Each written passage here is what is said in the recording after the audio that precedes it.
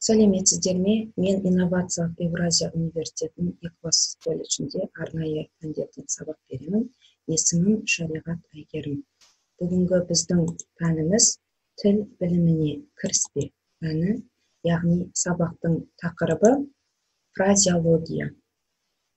Сабақтың мақсаты студенттерге фразеологиялық оралымдар туралы толық ақпарат беру, еркін сөз тіркестері мен тұрақты сөз тіркестерінің ара-жігін ажырата білуге үйрету.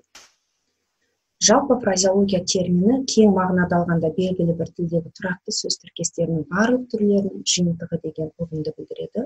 Ал фразеологиялық оралымдар кемінде екі сөздің тіркесуінен жасалған, мағынасы бір тұтас, құрамы мен құрылымы тұрақты, даяр қалпында қолданылатын тілдік бірліктер, яғни бұл тұрақты сөз тіркесінің тағы бір түрлері. Жалпы қазақ тілінде көзді ашып жұмғанша, ит өлген жерде, тайға таңба басқандай, ат үсті қарау деген сияқты тұрақты сөз тіркестері бар. Енді осы фразеологиялық оралымдар туралы ақпаратты бізге толық берген ғалымдарға тоқталсақ, ол бізде Виноград пен Шанский. Олар бізге тұрақты сөз тіркестерінің, яғни соның ішінде фразеологиялық оралымдардың 4 түрін бөліп көрсетеді. Яғни соның ең бірінші түрі фразеологиялық тұтастық.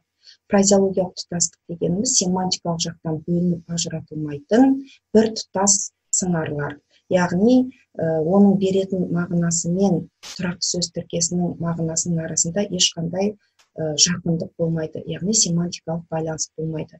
Мысалы, жүрек жалғау, жүрек жұтқан, жүрегінің түбі бар деген тұрақты сөз тіркестерін алатын болсақ, олардың беретін мағынасы өте батыл, ештеңеден қорықпайтын деген ұғыммен жаңағы тұрақты сөз тіркесінің арасында ешқандай да семантикалық байланыс жоқ.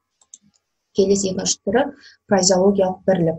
Фразеологиялық бірлік семантикалық жақтан бөлінбейтін бір тұтас единица. Бұл жаңағы фразеологиялық тұтастыққа қарама-қарсы болып келеді. Яғни осы тұрақты сөз тіркесінің беретін мағынасы мен бірліктің арасында байланыс бар. Мысалы, ауырдың үсті, жеңілдің асты, түймедейді түйедей ету, тайға таңба басқандай деген сөздердің беретін мағынасы екеуінің арасында қандай да бір жақындық бар.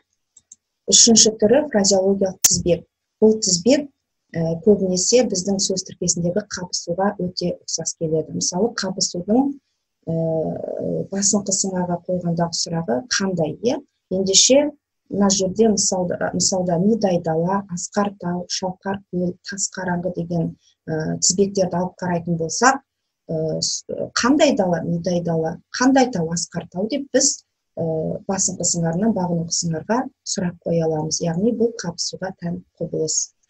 Келесі фразеологиялық оралымның 4-ші түрі ол фразеологиялық сөйлемші. Бұл өзінің аты айтып тұрғандай сөйлем түрінде келеді. Қазақ тілінде фразеологиялық сөйлемшінің түрлері енді өте көп емес, бірақ бар. Оған айдаған екешкі ысқырғаны жер жарады, шегірткеден қорыққан егін екпес, көрпеңе қарап көсіл деген фразеологиялық сөйлемшелер мысал бола алады.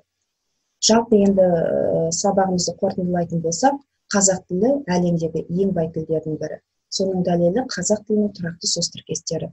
Осы тілдің қыр-сырын меңгерген студент еліміздің жарқын болашағы. Ендеше студенттер тұрақты сөз тіркестерін бүгіннен бастап жаттауға кірісейік.